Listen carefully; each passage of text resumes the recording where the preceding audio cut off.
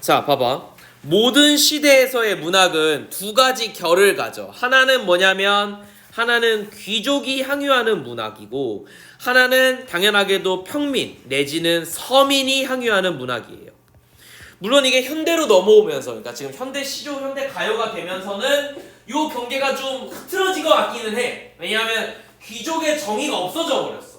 돈이 많은 사람? 돈이 많은 사람들만 즐기는 노래가 있나? 없는 것 같아. 굳이 말하자면 클래식? 혹은 뮤지컬? 정도인 것 같아. 왜냐하면 그거는 공연을 보러 가야 되는데 공연이 비싸잖아요. 뮤지컬 한 편 보려면 보통 15만 원에서 20만 원 받아야 되잖아. 혹은 내가 앞줄에서 좀 보고 싶다 하면은 25만 원, 30만 원까지 하고 심지어 그게 되게 유명한 분이시다 하면 돈이 더 비싸잖아요. 그러니까 사실상 좀 비싸거든. 되게 비싼 뭐랄까 장르란 말이야. 굳이 말하자면 뮤지컬 내지는 뭐 클래식 정도가 되는 것 같은데 어쨌든 근데 그럼에도 불구하고 경계는 없죠. 왜냐면 내 친구들도 그냥 보러 가는데 귀족은 아니니까, 그지?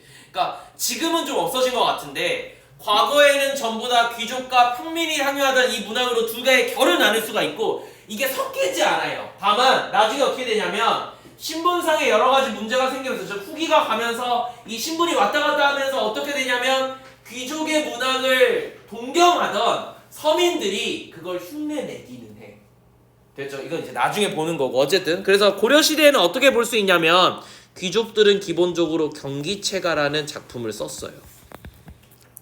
이게 메인이야. 얘네한테 이게 메인인데 이게 나중에 발전해서 조선시대, 그러니까 고려 말, 조선 건국까지 가게 되면 이게 시조로 바뀌어요. 됐죠? 정형시고요. 글을 한참 쓰고 나서 맨 마지막에 뭐라고 써야 되냐면 귀 경기 어떠하리꼬, 귀 경기 있고 라는 표현을 꼭 써주는 게 메인 패턴이야. 됐죠? 경기체가는. 그래서 경기체가 티가 나. 귀 경기 어떠하리꼬 마지막에 그냥 아무 의미 없이 이상한 낙구 하나가 나타나요. 그러면 경기체가라고 보시면 좋을 것 같아. 다만 정형시다 보니까 이게 나중에 시조를 형성하는 데 있어서 굉장히 큰 도움을 준다라고 보면 좋을 것 같고 평민문학은 당연하게도 고려가요죠. 이렇게 보면 좋을 것 같아요. 그래서 이 두 가지 패턴으로 우리가 공부를 하게 될 거예요. 다만 우리 수능은요. 교과서도 마찬가지지만 경기체가를 가르치지 않아요. 이유는 딱 하나. 이게 한문으로 써야 되거든. 100%. 근데 한문을 모르면 이게 해석이 안 돼서 시험에 지금까지 나온 적이 한두 번? 근데 보기로 나왔어요. 심지어 주석 다 달고. 됐니? 근데 내가 봤을 때 문제를 출제하기 위해서 그 주석을 다는 일이 더 복잡해. 그래서 안 나오더라고. 그래서 교과서에서는 아예 안 나와요. 그냥 내가 장르적 특성만 가르쳐 주는 거야. 알아야 되니까. 이거는 언제 왜 나왔냐면 그럼 경기체가는 고려가요랑 구분하는 문제로 나온 게 아니라 시조가 나오고 나서 경기체가에서 진화한 시조가 하나 있거든. 걔를 출제하기 위해서 경기체가를 한번 내줬던 거예요. 참고용으로. 그래서 그렇게까지 메인으로 나온 적은 없다. 이렇게 보시면 좋을 것 같고 나중에 나오고 볼 게 이제 이따가 가전체인데 얘는 좀 구분하기가 애매한데 쌤은 굳이 말하자면 가전체를 여기에 넣기는 해요. 귀족에 조금 더 뭔가 이렇게 되어진 뭐 어딘가인데 아무튼 요 중간 어딘선에 있는 건데 고려 후반기에 만들어진 문체인데 저게 난 수능에 나와야 된다고 봐. 다만 지금까지는 단 한 번도 출제된 적이 없어요. 이게 약간 잊혀져가는 문학인데 쌤이 학교 다닐 때는 이걸 되게 메인으로 좀 배웠었어요. 근데 지금 교과 과정이 바뀌면서 교과서에 이게 다 빠졌어. 나도 이유는 모르겠는데 문학적인 가치만 보자면요 고려가요 못지않아요. 이건 되게 교훈적이거든. 그리고 나름 설화도 있고 근데 되게 문제 낼 게 많은데 문제를 출제하기 귀찮으신가 봐. 이걸 다 하나하나 만들어야 되니까. 어쨌든 봅시다. 자, 향가가 소멸하고 향각의 여요, 즉 향가와 비슷한 노래만 남겨진 거예요. 그런데 이건 중요한 게 아니라 한문학이 융성하고 그러다 보니까 고려가요와 경기체가라는 것들이 있는데 이거보다 더 중요한 건 이거죠. 이제 소설에서 봐야 되는 건 이런 거야. 설화문학의 발달이죠. 됐죠? 그래서 폐관문학이라는 건 중국의 문학을 얘기하는 거예요. 중국 문학을 그대로 들여와요. 그리고 이게 이제 우리 고유의 소설 정도가 될 것 같아요. 가전체가. 자, 그러고 나서 경기체가가 뭘로 진화한다고? 시조로 발생한다고. 요렇게만 보시면 좋을 것 같아요. 그래서 내가 여기 써놨지 아까 이중적 체계라는 거 여기 써놨죠, 그죠?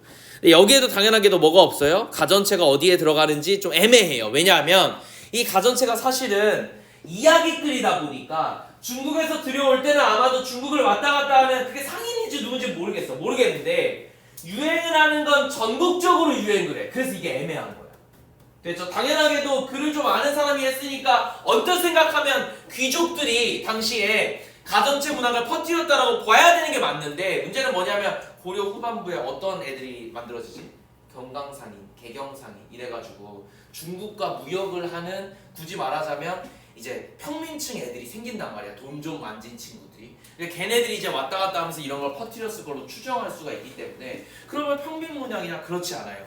고려 왕가의 그 공식 서적에도 가전체 문학이 쓰여져 있어. 그러니까 이게 애매한 거야. 됐죠? 그래서 구분하지 않는다 정도만 알면 좋을 것 같아. 한각의 여요는 뭐 그렇게까지 볼 필요는 없는데, 다만 요 정과정이라는 작품이 생각보다 수능에 꽤 나온 적은 있다.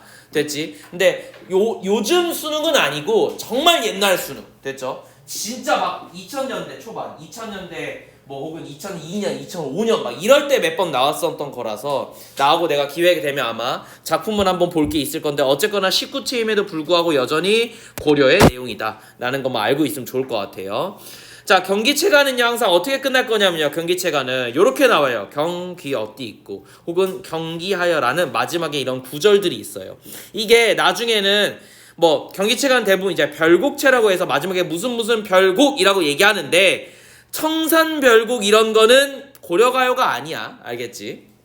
이거랑 좀 다른 거예요. 어쨌든 자, 이런 것들이고, 형식은 우리가 소교라고 하는데요, 내용은 사대부의 삶입니다. 후에 가사글로 발전하게 돼요. 뭐 가사 이전에 뭐가 있겠어? 당연히 시조로 발전하는 거겠죠. 그죠? 이렇게 보시면 좋을 것 같고, 자, 밑에 보면 이제 분절체와 연장체, 이게 왜 중요하냐면, 시를 쓸 때 얘들아, 원래 그냥 너네가 시라는 개념이 없는데 처음으로 시 쓴다고 생각해봐. 그러면 아마 그냥 쭉 내용 소설처럼 글 쓰지 않겠어? 뭔 말인지 이해돼? 그러니까 연을 구분하지 않을 거야. 그런데 연을 구분했다는 게 뭐냐면 제대로 된 문학이 발달했다는 얘기예요. 그래서 쓰는 거야. 알겠니? 고려시대 때부터는 절들을 구분하기 시작했어. 근데 이전에 뭐해서? 향찰에서 사구체 했을 때 여기 띄워줬잖아. 이게 분절이잖아. 이해됐니? 그러니까 향찰을 계승했다라고 보기도 해. 됐니? 그래서 이게 되게 중요한 거야, 나름대로는. 334조의 삼음보율 이렇게 나와 있으니까 요거 하나만 체크하고 뭐라고 쓰면 돼요? 정형시라고 써주세요. 형식이 정해져 있다. 그래서 글자 수라든가 이런 것들이 정해져 있다 정도만 보면 좋을 것 같고, 대표적인 작품이 한림별곡이 되겠습니다. 생각보다 수능에 많이 나왔어요. 됐죠? 그래서 체크만 해두면 좋을 것 같아. 근데 다른 경기체가 내가 수능에 안 나온다고 그랬잖아. 한림별곡을 제외하고 나온 적이 없어. 다만 우리 수능에 나왔던 한림별곡은 이게 생략되어 있어요. 생략된 버전이에요. 즉 조선시대 때 이후에 고려시대의 문학을 정리하면서 조선시대 때 쓴 글이라서 경귀어띠 있고라는 표현을 다 지워놓은 버전이었어. 됐죠? 그래서 대부분 학생들이 한림별곡 처음에 봤을 때 경기체가인지 모르고 그냥 풀었어요. 됐죠? 그래서 뭐 그냥 알아두면 두면 될 것 같아. 이런 게 있다라는 정도만. 자, 넘어가서 고려가요 봅시다. 별표 3개 치고 이게 제일 중요해. 자, 개념은 뭐냐면 평민이 부르던 민요적인 시가라서 우리가 이걸 갖다가 이제 평민이 부른 거니까 고려 소교다라고 얘기를 하는 거예요. 그냥 속세에서 부르던 노래다 뭐 약간 이런 의미야. 여요는 이제 영을 위해서 부르던 노래다 이런 표현인 거고, 구전대에 오다가 정말 중요한 거, 홍민정음 제정 이후 정착하였다. 어디에? 혹시 아니? 세종대왕이 글을 다 쓰고 나서 그 다음에 뭘 정리했냐면 음악을 정리했어요. 그 음악을 정리할 때 지금까지 고려시대 때부터 쭉 민간에서 전해져 오던 노래들과 본인들이 이제 재래를 하는 음악들을 전부 다 정리를 한 걸 뭐라 그러냐면 악학괴범 악장가사라고 얘기해요. 악학괴범에 수록되어 있습니다. 내가 뭔 얘기를 하고 싶냐면 정부에서 공식적으로 악보집을 만든 거에 들어갔다 이 말이야. 됐죠? 근데 그때 처음으로 쓰인 거야. 자, 이러다 보니까 문제가 있어요. 첫 번째 문제는 뭐냐면 정착이 되었으니까 한마디로 한번 글이 쓰였다는 거잖아. 가사가 그대로 쓰일 건데 1번 가사가 제대로 쓰임. 구전되는 게 아니라 제대로 된 버전으로 쓰이긴 했는데 문제가 뭐냐면 조선의 입맛에 맞게 변경됨.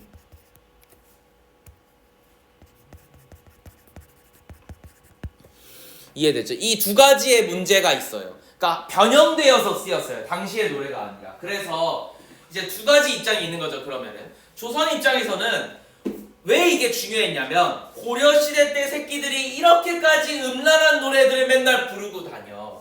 심지어 평민들이 막 여자 얘기하고 맨날 막 어디서 여자 막 못 만지는 얘기하고 막 이런 노래들을 막 지들끼리 노래로 부르고 다녀. 정말 거지 같은 나라였어. 그래서 우리가 조선을 만들었어 라고 얘기해줘야 돼. 이해돼서 그래서 쓰는 거야. 그래서 얘네를 정착시켜서 쓰는 건데, 그러려면 이제 뭐 어떻게 해야 돼요? 고려에 원래 이 가요가 있을 거 아니야. 근데 그거는 어느 정도 노래냐면 그냥 일반적인 사랑 노래였는데 음탕하게 일부러 더 강조해서 만든다던가, 혹은 이후에 고려 노래가 있는데 이거 이제 어디서 내가 이 노래를 불러야 되냐면, 봐봐, 조선의 입맛에 맞게 변경한다 그랬잖아. 이 노래는 언제 불러지냐면 왕이 연애할 때 이렇게 딱 앉아가지고, 야 우리 고려 때 너무 힘들었잖아. 근데 조선 잘 만들었지. 야 옛날 노래 한번 해봐. 할 때 불러야 돼. 그럼 마지막에 무슨 얘기가 나와줘야 돼요? 한참 고려 노래 해주다가 왕이시여 이렇게 돼가지고 너무 좋아요 라고 왕 빨아주는 문장이 하나 있어야 되겠죠. 그래서 문장이 첨가돼요. 됐니? 그래서 조선을 기리는 노래가 첨가되거나 혹은 야하지 않지만 원래는 야하거나 혹은 범속적인 아주 속된 내용들이 추가되는 약간 이상한 형태로 정착이 될 거예요. 그대로 정착되진 않아요. 알겠죠? 그래서 어떤 정치적인 입맛에 맞게 변경된다는 거, 요거 하나만 잘 알아두면 좋을 것 같아. 자, 특징은 뭐냐면 후렴구가 발달했고, 그 후렴구가 어떻게 발달하냐면 악기 소리를 흉내내요. 이제 나중에 별곡체에서 보게 될 거고. 자, 그럼에도 불구하고 내용 자체는 삶의 괴로움을 잊고자 하는 낙천적 성격을 보여준다. 이제 고려의 어떤 기상을 보여준다. 이런 식으로 나오고 있고요. 대부분 내용들이 조금 남녀 간의 사랑을 많이 얘기하다 보니까 나는 이걸 솔직함이라고 보고 싶은데, 그런데 우리 수능에서는 혹은 조선에서는 향락적이라고 봤어요. 그래서 비판의 대상이 되기도 한 거예요. 자, 자연예찬과 이별의 아쉬움. 자연예찬은 거의 없고 이별의 아쉬움, 이렇게 두 가지가 메인이라고 보시면 좋을 것 같고, 우리 작품들 다 중요한 거죠. 가시리, 청산별곡, 서금별곡, 동동, 그리고 삼오곡, 처용가에서 삼오곡하고 처용가는 조금 중요도가 떨어지는데 나머지 네 개는 너무 중요하지. 됐지?